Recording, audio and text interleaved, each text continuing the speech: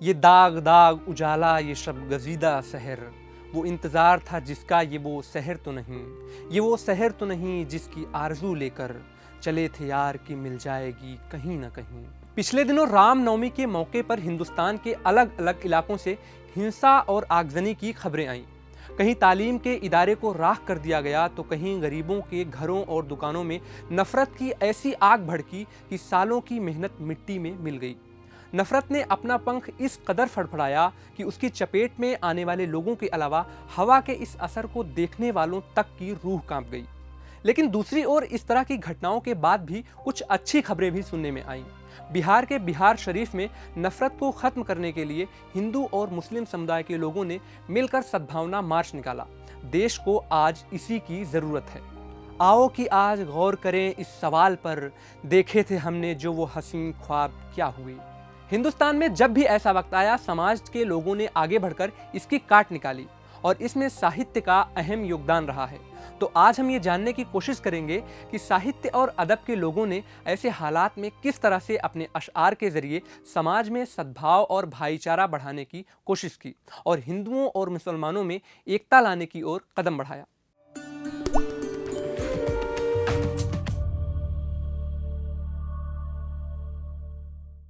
आदाब, नमस्कार, मैं साकिब। अल्फाज के इस एपिसोड में आज हम बात करने वाले हैं समाज में फैली नफरत को कम करने और इस तरह के घावों पर मरहम लगाने का काम करने वाली शायरी और कविता के बारे में।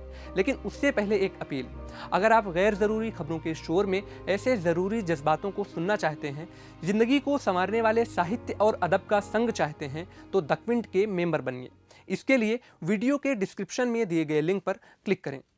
साहित्य अकादमी अवार्ड से सम्मानित उर्दू शायर बशीर बद्र नफरत को संदूकों में बंद करने की बात कहते हुए लिखते हैं, 7 संदूकों में भरकर दफन कर दो नफरतें, आज इंसान को मोहब्बत की ज़रूरत है बहुत। और मुशायरों की जान कहे जाने वाले मरहूम उर्दू शायर राहत इंदौरी साहब कहते हैं, आप हिंदू मैं मुसलमान ये ईसाई वो सिख, यार छोड़ो ये सियासत है चलो इश्क करें। उत्तर प्रदेश के मलिहाबाद से ताल्लुक़ रखने वाले उर्दू शायर जाफ़र मलिहाबादी हिंदुस्तान के लोगों को एक रहने की गुहार लगाते हुए कहते हैं, दिलों में हुब्बे वतन है अगर तो एक रहो, निखारना ये चमन है अगर तो एक रहो। हिंदी के जाने माने कवि उदय प्रताप सिंह हिंदुस्तान के लोगों को बड़ी गहराई से समझाते हैं और इससे होने वाले फ़ायदे नुकसान की ओर इशारा करते हुए कहते हैं, न मेरा है न तेरा है ये हिंदुस्तान सबका है, नहीं समझी गई ये बात तो नुकसान सबका है, जो इसमें मिल गई नदियाँ वो दिखलाई नहीं देती, महासागर बनाने में मगर एहसान सबका है। हकीकत आदमी की और झटका एक धरती का, जो लावारिस पड़ी है धूल में सामान सबका है। उदय झूठी कहानी है सभी राजा और रानी की, जिसे हम वक्त कहते हैं वही सुल्तान सबका है। कोई भी मजहब और धर्म किसी भी धर्म और मजहब के लोगों से नफरत करना नहीं सिखाता है। ये बात हिंदुस्तान के लोगों को उर्दू शायर और फ़लसफ़ी अल्लामा इकबाल ने अपनी शायरी के ज़रिए बहुत पहले ही बता दी थी। सारे जहां से अच्छा हिंदुस्तान हमारा, हम बुलबुलें हैं इसकी ये गुलसितां हमारा, मजहब नहीं सिखाता आपस में बैर रखना, हिंदी है हम वतन है हिंदुस्तान हमारा। आधुनिक दौर के शायरों में एक बड़े नाम के तौर पर देखे जाने वाले उर्दू शायर इरफान सिद्दीकी कहते हैं, नफरत के खजाने में तो कुछ भी नहीं बाकी, थोड़ा सा गुजारे के लिए प्यार बचाएं। तू हिंदू न बनेगा न मुसलमान बनेगा, इंसान की औलाद है इंसान बनेगा, अच्छा है अभी तक तेरा कुछ नाम नहीं है, तुझको किसी मजहब से कोई काम नहीं है, मालिक ने हर इंसान को इंसान बनाया, हमने इसे हिंदू या मुसलमान बनाया।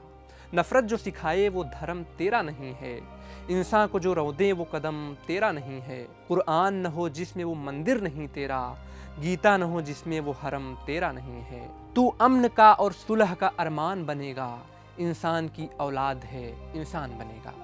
उत्तर प्रदेश के सुल्तानपुर की सरजमी से ताल्लुक़ रखने वाले उर्दू शायर अजमल सुल्तानपुरी अपने पुराने हिंदुस्तान को याद करते हुए लिखते हैं, मुसलमान और हिंदू की जान कहाँ है मेरा हिंदुस्तान, मैं उसको ढूंढ रहा हूँ। जहाँ के कृष्ण जहाँ के राम, जहाँ की शाम सलोनी शाम, जहाँ की सुबह बनारस धाम, जहाँ भगवान करें स्नान, मैं उसको ढूंढ रहा हूँ। जहाँ थे तुलसी और कबीर जायसी जैसे पीर फ़कीर, जहाँ थे मोमिन गालिब मीर, जहाँ थे रहमन और रसखान, मैं उसको ढूंढ रहा हूँ। जब तेरा और मेरा एक ही रंग है, फिर बताओ भला किस लिए जंग है। कौन कहता है आबाद हो जाएंगे, एक गुजरी हुई याद हो जाएंगे। एक दूजे के खूं की रही प्यास तो एक दिन दोनों बर्बाद हो जाएंगे। मेरे बिन तू अधूरा रहेगा सदा, इस तरह से तेरा और मेरा संग है। फिर बताओ भला किस लिए जंग है, जब तेरा और मेरा एक ही रंग है। अपने दौर में हिंदुस्तान की सामाजिक और भाषाई संस्कृति के एक जिंदा प्रतीक माने जाने वाले उर्दू शायर आनंद नारायण मुल्ला कहते हैं, मैं फ़कत इंसान हूँ, हिंदू मुसलमान कुछ नहीं, मेरे दिल के दर्द में तफरीक़े ईमा कुछ नहीं। और आखिरी में फिर से साहिर लुधियानवी साहब की एक नज़्म, जिसमें वो इंसानी नस्ल की फ़िक्र करते हुए ज़िंदगी की सच्चाई बयान करते हैं और वो ये भी बताते हैं कि हमें आपसी जंग के बजाय इंसानों की भलाई के लिए जंग लड़नी चाहिए। साहिर साहब कहते हैं, खून अपना हो या पराया हो, नस्ल आदम का खून है आखिर। जंग मशरिक़ में हो या मगरिब में, अमन आलम का खून है आखिर। बम घरों पर गिरे की सरहद पर, रूह तामीर ज़ख्म खाती है। खेत अपने जलें कि औरों के, ज़िस्त फाकों से तिल मिलाती है। फतह का जश्न हो कि हार का सोग, ज़िंदगी मैयतों पे रोती है। जंग तो खुद ही एक मसला है, जंग क्या मसलों का हल देगी। आग और खून आज बख्शेगी, भूख और एहतियाज कल देगी। इसलिए ए शरीफ इंसानों, जंग टलती रहे तो बेहतर है। आप और हम सभी के आंगन में शम्अ जलती रहे तो बेहतर है। बरतरी के सबूत की खातिर खून बहाना ही क्या ज़रूरी है। घर की तारीकियाँ मिटाने को घर जलाना ही क्या ज़रूरी है। जंग के और भी तो मैदान हैं, सिर्फ मैदान किश्त खून ही नहीं। हासिले ज़िंदगी खिरत भी है, हासिले ज़िंदगी जुनू ही नहीं। आओ इस तीरा बख्त दुनिया में फ़िक्र की रोशनी को आम करें। अमन को जिनसे तक़वियत पहुँचे, ऐसी जंगों का एहतिमाम करें। जंग वहशत से बरबरियत से, अमन तहज़ीब व इर्तिक़ा के लिए। जंग मर आफरी सियासत से, अमन इंसान की बका के लिए।